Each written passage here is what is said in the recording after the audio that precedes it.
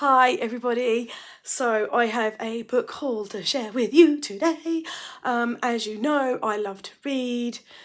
I love to read books about Christmas books. I have got so many books that I need to film reviews of. I have been keeping notes though, so I can do those videos. I sort of, yeah, I read a lot. So yeah, I've got lots of books that I want to do reviews with you guys, but let's do a book haul today. So the first book I'm going to start with is this one. This is the Disney The Nutcracker and the Four Realms. If you saw my children's book haul, you'll see that I got the picture book version, and I have actually got it here because although you'll see this on a different day, I have actually filmed this on the same day. So yeah, I got the picture book version, which I purchased before Christmas for myself slash the family. But for Christmas, my mum and dad, they bought me tickets to go, and me and my daughter, excuse me, bought tickets. I'm still using a Christmas muglet. It's February. Like when I'm filming this, I don't know when I'm gonna edit it and you're gonna see it. But I'm still using my Christmas mug. My daughter's bought me this for Christmas. Dry throat because I'm on a video recording marathon. Like whilst I've got some makeup on and I've got the camera set up, I was like, let's just make a load of videos for me to edit when I can. So yeah, my mum and dad bought my daughter and I tickets to go and see the Nutcracker Ballet after Christmas in Cambridge, which was lovely. But they also bought me this book so that I sort of had something physical to open as well. So I'm very excited to read that. Nutcracker and the Four Realms. I also got, excuse me, for Christmas, because I think people have got wind of the fact that I like the Nutcracker. I also got this on DVD. And I haven't watched the DVD yet because I want to read the book first. But you know me, I have read very many, or either listened to or read very many different versions of the Nutcracker. And I haven't seen the Disney movie. We don't have the Disney. That's cold, actually. Oh, we don't have the Disney Channel or anything, so I'm very excited for that one. This next book, I did show you it on my Instagram when I got it, and I haven't read it yet. But I thought I'd just whack it in with this haul because if you don't follow me on your Instagram, which I haven't posted much this year because, you know, life and all that, I got this from the library. I think it was the Christmas Prepper was talking about this book. I think it was her. Yes, I think it was her who was talking about it. The Kingdom of Christmas, The Guardian of the Mountains by the Snow Spirit. So yeah, I got this one from our library. It had been withdrawn from stock. Library do that from time to time. Cambridgeshire Library is withdrawn from stock. It's barely been read. It's like brand new, guy. You know, it's crazy.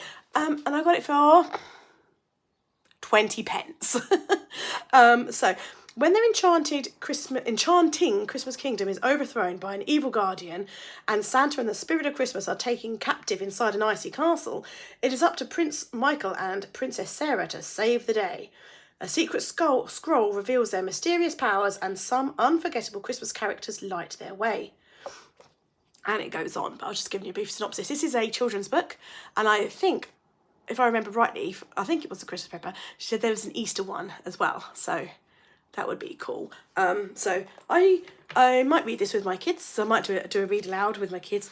The font in that is absolutely minute, so I'm definitely going to need to wear my glasses for that one. But yeah, so that's on the list. It's quite exciting. So that's a children's one. All the rest are adult fiction that I think I got all of these ones from Vinted in a bundle. I can't remember now. I bought them before Christmas because I think people thought before Christmas is a good time to sell Christmas books because people are probably in the market for Christmas books at Christmas time, whereas me, I'm in the market for Christmas books all year round, you know. So I think the next lot of books, if I remember rightly, because they're all together in the one box, I think I got them from the one seller, and I think I bought them all, including shipping, for like £7. 1, 2, 3, 4, 5, 6, 7, 8, 9, 10. Yeah, that's pretty good, isn't it? So, And as you know, I'm being far more open about my genre of literature, particularly Christmas literature. I'm not, haven't in the past been a big fan of like chick lit or romance stuff, but I'm coming round now. Now I'm been reading some Christmassy stuff. I'm coming round. So, The Country Village Christmas Show by Kathy Lake. I haven't got my glasses on. I'm doing the whole trombone thing here. Recently divorced, the family home sold, and her son all grown up, Claire is at a crossroads. She's dedicated her whole adult life to her family, and now it's time she did something for herself.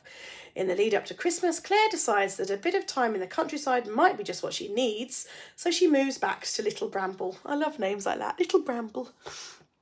The village she grew up in, but living with her mum for the first time in years. I couldn't do it. Love you, mum. And not to mention Goliath the Great Dane can be challenging. When Claire finds herself running the village Christmas show, it feels like she has purpose once more, bringing together people from all parts of the community and all walks of life. Will she manage to pull off this challenge? And will she finally discover who she really is and help her open her heart and find the new start in life and love, of course, that she's been looking for? So we'll give that a go. My box is going to fall. There we go. They're a bit dusty because, like, as I say, it's February, and I bought these in December, like before Christmas, and I'm only finally getting round to recording the video because life has just been cray-cray. The Great Christmas Knit Off. I thought that sounded quite cool. Alexandra Brown. Heartbroken after being jilted. This is how they all start, right? Or divorced or whatever. Heartbroken after being jilted, Sybil has been saved from despair by her knitting obsession.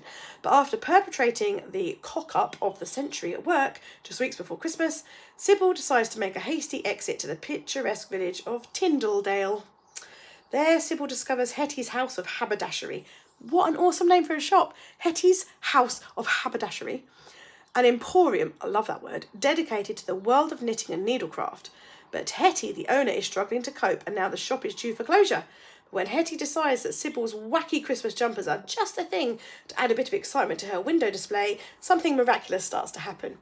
So I thought that sounded pretty cool, like a nice alternative. I love a bit of crafting. Love a bit of crafting. Hygge and Kisses by Clara Christensen. I love a bit of hygge, me. Beau, 26, has always been careful, cautious, following a life plan, but that plan is beginning to unravel at an alarming rate. Before she starts to panic, her friend Kirsten persuades her to take a holiday to visit Kirsten's mother's house in Aalborg, North Jutland, a part of Denmark that she's never heard of. What's the weather going to be like? Blah, blah, blah, blah, blah, blah. Terrible. London is positively Mediterranean by comparison, but of course it's November, so it'll be dark. But no one goes to Denmark to get a tan. You need a change of scene and to blow away the cobwebs, and trust me, Skagen will do that. Besides, the summer house is cosy whatever the weather, and you never know who else will be around.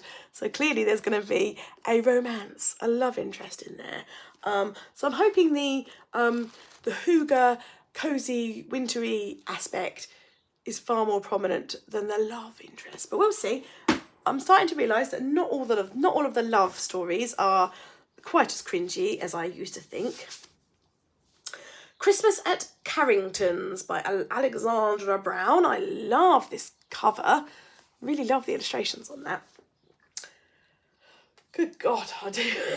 Trombone again. How big is the text on that? Oh, the text isn't so bad. George Harr loves Christmas time at Carrington's department store. Let's think about a department store. That, I think it's like the Winston. Like, let's think about a department store at Christmas. Fills me with snuggles. Running luxury handbags, Georgie adores helping customers in the hunt for the perfect gift for the perfect someone, and this year is no exception. Now she has hunky Tom, Mr. Carrington himself, to spend the day with. But when Tom springs a surprise, Georgie's plans are thrown into chaos. Carrington's is getting a fresh lease of life in a hot new reality TV show. As the first show airs, Georgie is shown in a far from flattering light. Worse is to come when Kelly's vile daughter appears to get her claws into Tom. Georgie fears this will be the worst Christmas ever. That'll be interesting. like the sound of that one. Lots here. Trying to be quick. A Merry Little Christmas by Julia Williams. With 4 children, a Christmas cookbook to write. Now that had me, a Christmas cookbook to write. I have plans, ideas to write a Christmas cookbook, but that's like way down low. I have way more ideas than I have time for.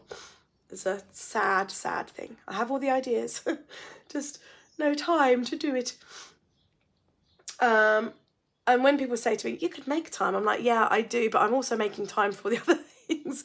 Being a parent, running a business, home educating, illustrating a book, and I'm also doing my own education as well. So life is a bit busy, but I also want some downtime as well. With 4 children, a Christmas cookbook to write, and her mum suffering with dementia. That's not so cool. Kat Tinsel has plenty to juggle. When her eldest daughter Mel starts going off the rails, Kat has even more on her plate. Pippa Holiday adores her family, although often finds her hands full, but when her husband Dan is involved in a terrible accident, Pippa's world is turned upside down. Balancing her job as a school teacher with twins and her stepson Stephen isn't easy for Marianne North. With her husband's ex causing trouble, life is getting even trickier. As Kat, Pippa and Marianne help each other through a difficult year, they're all hoping for a much brighter Christmas. This is definitely not the sort of book that I would normally choose. It sounds pretty awful to me. For the person who mainly loves witches and vampires, YA novels. But the whole cookbook to write thing had me interested. And also, as I said, I was buying a load of other books as well. So I was like, 70 pence to chuck that in. So I did. You know. This one I thought sounded pretty cute and nice. The Canal Boat Cafe Christmas. Canal Boat Cafe. How lovely does that sound? By Cressida McLaughlin. I think I may have read some of her books before. Summer Freeman runs the charming Canal Boat Cafe moored in the picturesque waterside village of Willowbeck, serving up warm hot chocolate and scrumptious, that word, truly scrumptious, signature brownies to locals and walkers alike. She and handsome wildlife photographer Mason have fallen head over heels in love. When Summer gets the chance to join a canalside Christmas fair, she hopes this will give them a chance to take things a step further. Along with their cute dogs, they embark on a magical journey through meandering waterways, all the way to the scenic beauty of Little Venice. This will be a trip like no other, and with Christmas just around the bend, almost anything could happen. So I thought that sounded nice. I'm looking forward to reading that one. Get in there. Sorry, I flung a book. If you're like a book purist and you see me flinging a book there, I do apologise. Christmas Under the Stars by Karen Swan. I've read some of her books. I like her style of writing. Oh my giddy aunt, look how small that is. Trombone, right. In the snow-topped mountains of the Canadian Rockies, had me there. Meg and Mitch are living their dream just weeks away from their wedding. They work and play with Tuck and Lucy, their closest and oldest friends. They're as close as sisters. And they've successfully turned their passion for snowboarding into a booming business. Sounds cool. I like that idea. But when a polar storm hits, tragedy strikes.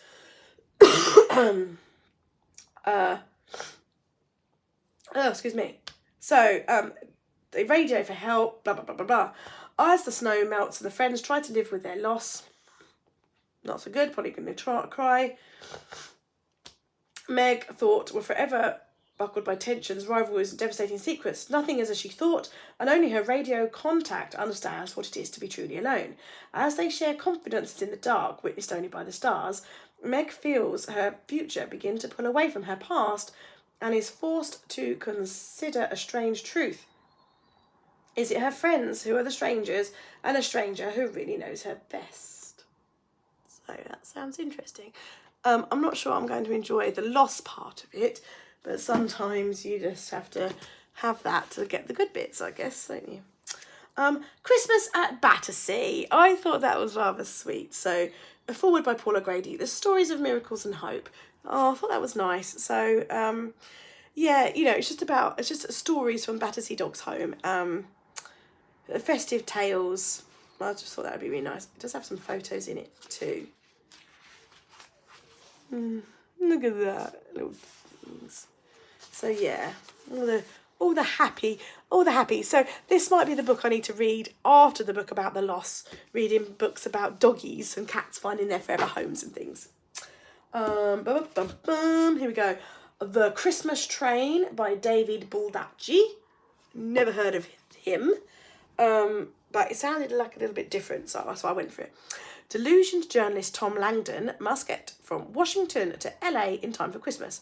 Forced to take the train across the country because of a slight misunderstanding at airport security, he begins a journey of self-discovery and rude awakenings, mysterious goings-on and thrilling adventures, screwball escapades and holiday magic.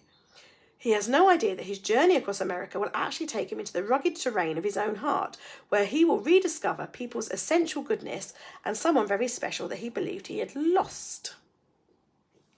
So I thought that might be quite interesting. I quite like the idea of I quite enjoy watching things on YouTube of vloggers, travel vloggers going across America and things on train and stuff. So that's kind of what had me interested in this one, was the travel aspects. I'm hoping we might get elements of the travel and what parts of the country they go through, as well as all the self-discovery stuff, Last book.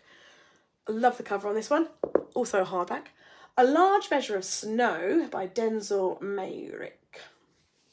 Good Lord, I need my glove. These are so small. Why did I not think of putting my... And also, why did I not stop recording, walk out of the room, go to the next room and get my glasses and come back and start recording again? I don't know the answer to that, so...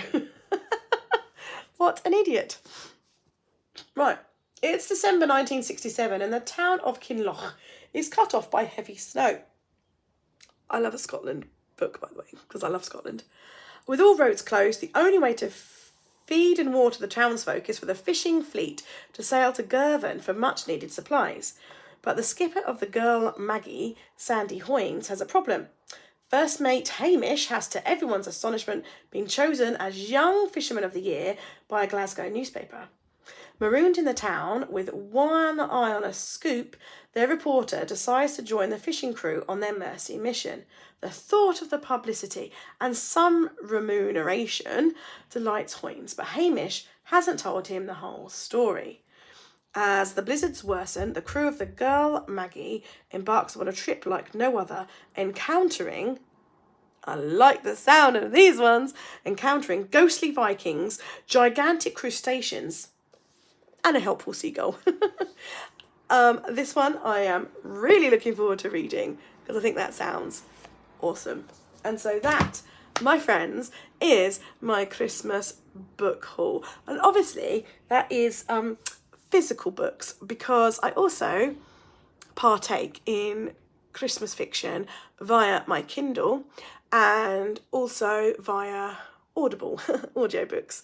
So yeah, there's a mix. So you might not see reviews of those for a while, because I tend to have an audiobook on the go and a Kindle book on the go and a physical book on the go at any one time, sometimes more. Also a non-fiction book, because I listen to the audiobooks in bed. Sometimes I'll read my Kindle book either in bed or when we're out and about. Physical fiction books I tend to read in the evening on the sofa. So it will take me a while to get through those, particularly as I've got tons of other books to get through as well. So many books, so little time. Same old, same old. But anywho, that is my book haul. And at some point you will be seeing reviews of those as and when I get round to reading them, filming them, editing them and uploading them. So thanks for watching, guys. There, I'll pop a link below where my Amazon, what do they call them?